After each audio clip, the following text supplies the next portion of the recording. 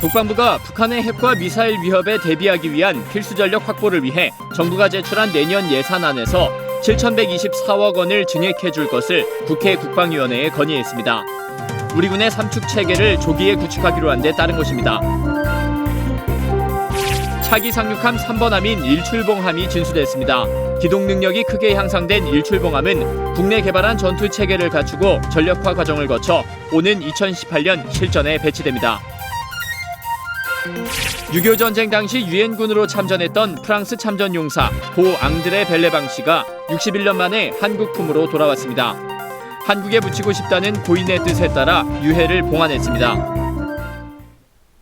시청자 여러분 그리고 장병 여러분 안녕하십니까? 국방뉴스를 전해드립니다. 국방부가 북한의 핵과 미사일 위협에 대비하기 위한 필수 전력 확보를 위해 내년도 국방 예산을 7,124억 원 증액해 국회에 건의했습니다. 당정이 북한의 핵과 미사일에 대비한 삼축 체계 구축을 2-3년 앞당겨 조기 구축하기로 한 것에 따른 것입니다. 김지한 기자입니다. 한민구 국방부 장관이 25일 국회에서 열린 국방위원회 전체 회의에서 내년도 예산안 및 기금 운용 계획을 보고했습니다. 한 장관은 북한의 핵과 미사일 위협 등에 대비하기 위한 필수 전력 확보를 위해 내년에 추가로 7,124억 원이 필요하다고 밝혔습니다. 한 장관은 정부의 예산안 제출 이후 현실화되고 있는 북한의 핵과 미사일 위협은 물론 국지 도발에 대한 대응 능력을 조기에 구축하고자 필수 기뇨 전력 확보를 위한 추가 소요 비용의 증액을 건의한다고 말했습니다. 아울러 최근 북한의 핵과 미사일 위협이 고조되고 있고 군사 위협이 지속적으로 높아지고 있는 안보 현실에서 흔들림 없는 국방 태세를 확립하기 위해서는 국방 재원의 안정적인 확보가 무엇보다 중요하다며 적극 지원을 당부했습니다. 앞서 지난 18일 정부와 새누리당은 당정 협의를 갖고 북핵과 미사일 방어를 위한 삼축 체계 구축을 당초 계획보다 2-3년 앞당겨진 2020년대 초에 완료하기로 의견을 모은 바 있습니다. 국방부는 예산이 증액되면 북한의 군사 동향을 사전에 파악하기 위한 정찰 위성의 임대와 탄도탄 조기경보 레이더 한 기 추가 도입, 공대지 유도미사일 타우러스 90발 추가 확보 등에 사용할 계획인 것으로 전해졌습니다.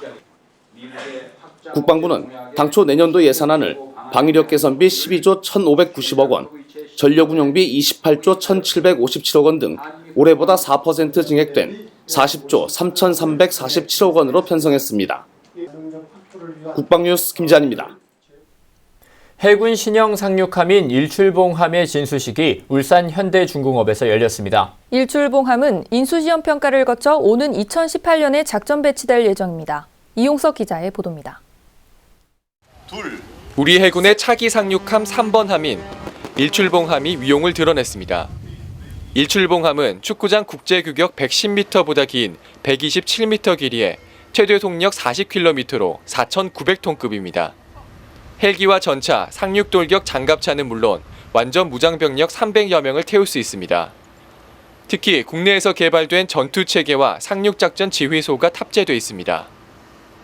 일출봉함이 이름에 걸맞은 역할을 다하여 우리의 해양 조건 수호에 기여하고 또한 우리 국방과학기술의 우수성을 널리 보여줄 것으로 믿습니다. 일출봉함은 기존 2,600톤 고중봉급 상륙함에 비해 기동 능력이 향상돼 해안가까지 가지 않고도 바다에서 상륙작전 수행이 가능해졌습니다. 기존 상륙함에 비해 생존성 및 수송 능력이 향상되어 전시 상륙작전 능력이 대폭 강화된 것이 특징입니다. 또한 평시에도 PKO 평화유지 활동 지원, 재해, 재난구호 등 다양한 작전에서 해군의 핵심 전력으로 임무를 완수할 것입니다.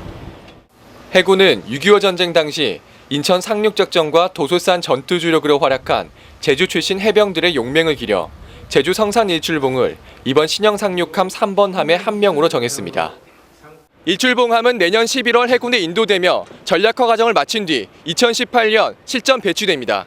울산에서 국방뉴스 이용석입니다. 국방대학교가 핵무기의 확산과 아시아 핵 안정을 주제로 국제학술 회의를 개최했습니다. 북한의 핵과 미사일 위협이 어느 때보다 고조되고 있는 시기에 우리의 대응 방안을 모색해보는 회의였습니다. 김하영 기자가 보도합니다. 국방대학교 안보문제연구소가 개최한 이번 국제학술회의는 핵 이슈에 관한 각국의 입장과 전략을 들어볼 수 있는 자리였습니다. 한국과 미국, 일본, 중국, 러시아, 인도 등 6개국 10여 명의 학자들이 참석해 발표와 토론을 펼쳤습니다. 첫 발표자로 나선 이화여대 레이프 에릭 이슬리 교수는 현재 미국에는 북한에 대한 제재와 압박을 가해 긴장을 고조시키는 전략과 핵 개발을 포기하도록 설득하는 관여 전략이 함께 존재한다고 밝히며 한미동맹의 역할을 강조했습니다. With only several months left of the Obama presidency, obviously most of these reports are writing for the next administration. We need to focus our energies on maintaining trust in the U.S.-ROC alliance through our political transition process. 중국 상해 사회과학원의 리카이셩 박사는 북핵 이슈에 대해 중국은 한반도 비핵화, 평화, 안정, 북한 정권의 안정화라는 4가지 입장이 있다고 밝혔습니다.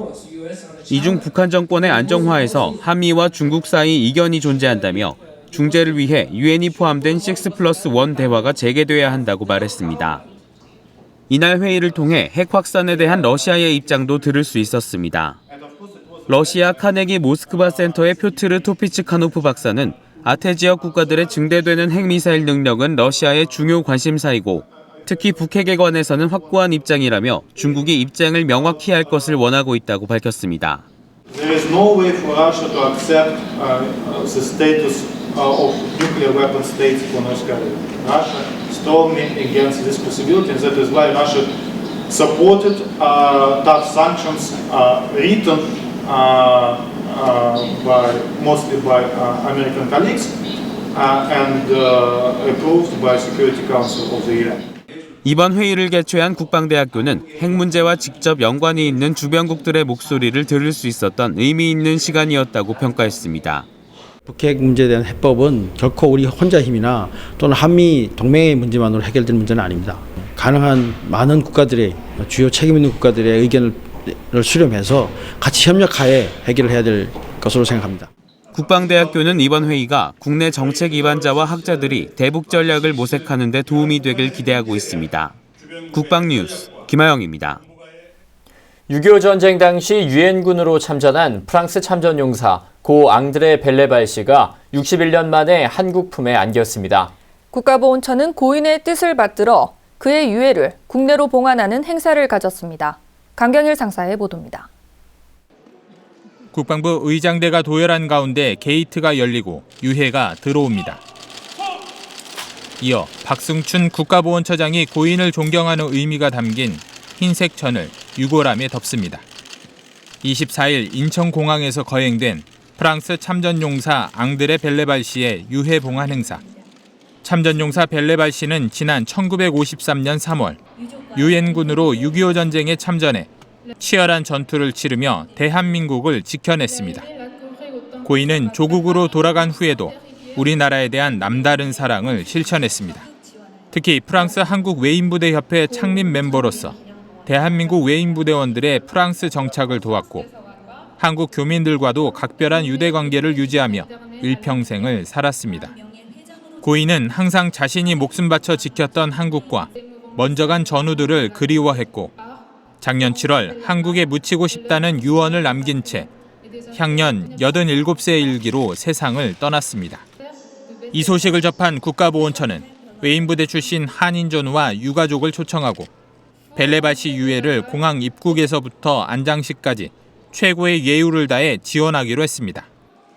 우리 정부와 국민은 앙드레 벨레발 씨의 고귀한 뜻을 받들어 대한민국에서 영원한 안식이 될 수 있도록 최선을 다해 모시겠습니다. 유해와 함께 입국한 고인의 아들 뱅상 데리비에르 씨는 아버지의 마지막 유언을 들어준 대한민국에 깊은 감사를 전했습니다. 안녕하세요. Je tiens à vous remercier chaleureusement, Monsieur le ministre des Patriotes et des Affaires des Vétérans, ainsi que Monsieur l'ambassadeur de France. Merci encore pour cet honneur que vous nous faites. 고맙습니다. 한편 파비앙페논 주한 프랑스 대사는 한불수교 130주년을 맞아 벨레발 씨의 유해 봉안 행사를 주관해준 한국 정부에 감사하며 프랑스는 대한민국의 친구로서 북한의 위협에 함께 맞설 것이라고 말했습니다. 이날 인천공항으로 입국한 고인의 유해는 국립서울현충원에 안치된 뒤 27일 부산 유엔기념공원에 안장될 예정입니다. 국방뉴스 강경일입니다. 남수단 재건 임무를 수행할 한빛부대 7진 환송식이 25일 국제평화지원단에서 열렸습니다. 가족과 군 관계자 700여 명이 참석해 남수단으로 떠나는 장병들의 건강과 안녕을 기원했습니다. 이혜인 중입니다. 청명한 가을 하늘 아래 푸른 베레모가 눈에 띕니다. 남수단에서 유엔 평화유지 임무를 수행하게 될 한빛부대 7진 장병들의 환송식. 평균 4.2대 1의 경쟁률을 뚫고 선발된 7진 장병 280여 명은 지난 8주간 기능별 주특기 훈련을 비롯해 아프리카 문화와 언어 숙달 등 파병 임무 수행을 위한 만반의 준비를 마쳤습니다. 장병 한 명 한 명이 군사 외교관이라는 사명감을 가지고 남수단의 재건을 지원함으로써 국위를 선양하도록 최선을 다하겠습니다. 특히 내전이 격화된 남수단에서 임무 수행간 발생할 수 있는 위협에 대비해 장병들은 사전에 9개 상황 모델을 가정하고 조치 훈련을 반복 숙달했습니다. 아이들 걱정하지 말고 군인으로서 임무 수행 잘하고 몸 건강히 잘 다녀오길 바랄게요. 한빛부대 7진은 파병 기간에 주둔지인 고르와 200km 떨어진 피보르 지역을 잇는 횡단도로 복구 작전을 계획하고 있어 사회 기반 시설 재건과 경제 활성화에 크게 기여할 것으로 기대됩니다. 현지 주민들을 위한 한빛농장 마켓 개장과 새마을운동 기념공원 조성도 계획하고 있습니다. 환송식을 마친 장병들은 1진과 2진으로 나눠 각각 오는 31일과 다음 달 중순에 전세기 편으로 출국할 예정입니다. 국방뉴스 이혜인입니다. 해군 진해기지 사령부가 충무공 이순신 장군의 안골포 해전 승전을 기념하는 행사를 개최했습니다. 안골포 해전은 이순신 장군이 지휘하는 조선 수군이 안골포에서 일본 수군 주력대를 경멸한 해전으로 이날 행사에서는 안골포 해전 시연과 대규모 승전 행차 재현 행사 등 다양한 볼거리가 마련됐습니다. 특히 진해 수협에서부터 해군 교육사령부에 이르는 1.6km 구간에서 실시된 승전 행차 재현 행사는 주민들의 호평을 받았습니다.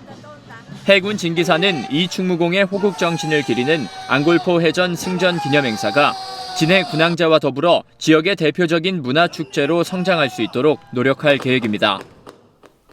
국방부가 2016년 국방군사 분야 중앙우수제안 심사위원회를 개최했습니다.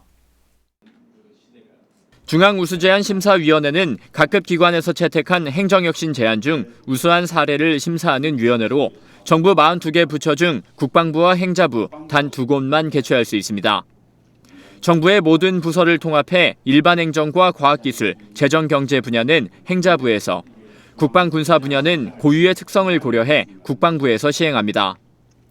21일 국방부에서 열린 심사위원회에선 각급 기관에서 채택한 905건의 제안 중 자체 우수 제안으로 국방부에 추천한 86건을 대상으로 예비심사와 서면심사, 현장 확인, 분야별 전문가 심사 등 정밀한 검토를 거쳐 25건을 최종 선정했습니다. 영해의 금상에는 코브라와 시누쿠 등 핵심 주력 헬기의 수평 상태 지식이 정비 기술 개발을 제안한 육군의 박성철, 허우나 군무원이 차지했습니다. 은상엔 F-4E 항공기 폭탄 비정상 투하 방지 회로를 개발한 공군의 오종길, 권정하 상사와 잠수함 디젤 기관 관련 정비법을 개발한 해군의 반창용 군무원에게 돌아갔습니다. 최종 선정된 제안들은 행자부 협의 후 표창 훈격을 결정해 올해 말 포상할 예정입니다. 국방부가 25일 청소년 나라사랑 콘텐츠 공모전 시상식을 열었습니다. 공모전에 참여한 청소년들은 우리 생활 속 이야기를 통해 나라 사랑의 메시지를 표현했습니다. 심예슬 아사입니다. 2016년 청소년 나라사랑 콘텐츠 공모전은 청소년들에게 나라사랑 정신과 굳건한 안보의식을 심어주기 위해 실시됐습니다. 이번 공모전은 나라사랑 정신과 국가 안보의 중요성, 나라를 위해 헌신한 분들에 대한 감사라는 주제 아래 자유로운 형식으로 진행됐습니다. 지난 6월부터 9월까지 응모한 결과 총 3천여 편의 작품이 출품됐으며 외부 전문가의 심사를 통해 각 분야별로 우수작을 선정했습니다. 이번 심사는 나라를 사랑하는 단순한 표현이 아닌 나라 사랑의 의무와 책임도 있음을 다시 생각해 볼 수 있는 기회였습니다. 공모전 시상은 초등부와 중고등부, 대학 청년부 등 3개 부문으로 나눠 각각 최우수상과 우수상, 장려상을 수여했습니다. 초등부 최우수상은 태극기 올바르게 알기 UCC를 제작한 창원 현동중학교 이지우 학생이, 중고등부에서는 우리나라를 지켜낸 군인들에 대한 감사한 마음을 애니메이션으로 만든 한림디자인고등학교 이민영 학생이 수상했습니다. 또 공군 3훈련비행단 소속 최원조 상병은 장병들의 얼굴을 태극기로 표현해 대학 청년부문 최우수상을 수상했습니다. 이렇게 큰 상을 받게 되어 기쁘고 영광입니다. 앞으로도 영공을 수호하고 국토를 방해하는 자랑스러운 공군인이 되겠습니다. 우수작으로 선정된 작품들은 오는 30일까지 청와대 사랑채에 전시돼 일반 국민들도 무료로 관람할 수 있습니다. 국방뉴스 심예슬입니다. 혹시 29초 영화라고 들어보셨나요? 1분의 절반도 안 되는 29초 안에 자신만의 생각을 담은 영화인데요. 지난주 통일에 대한 각자의 생각을 담은 통일부 29초 영화제가 열렸습니다. 이다경 기자가 전합니다. 1분의 절반도 안 되는 시간 29초. 그 찰나에 만들어진 영화 통일부 29초 영화제로 함께 가보시죠.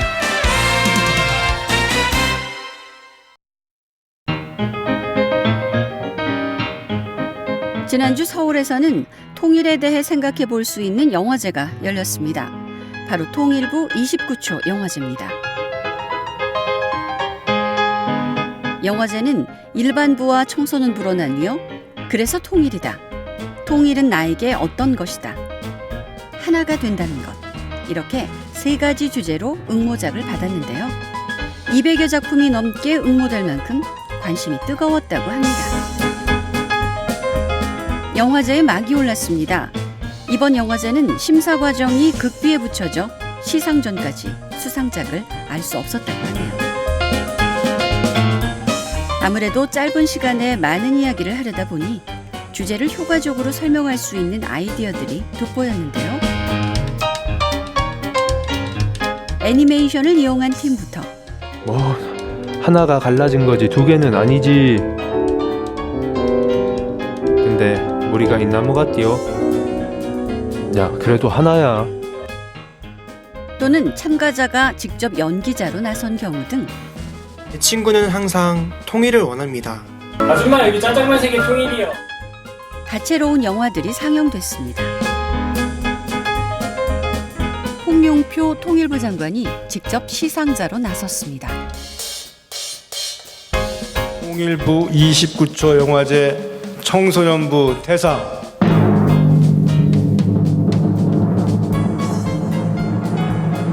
통일은 나에게 가슴 아픈 선을 넘는 것이다. 백장우 감독님 축하드립니다.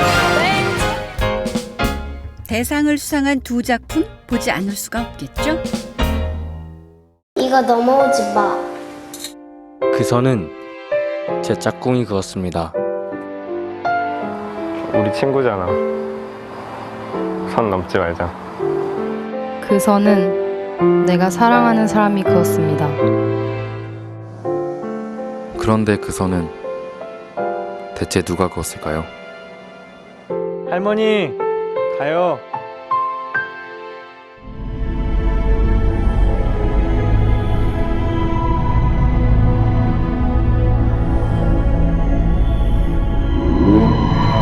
마음이 멀리 있어 들리지 않습니다.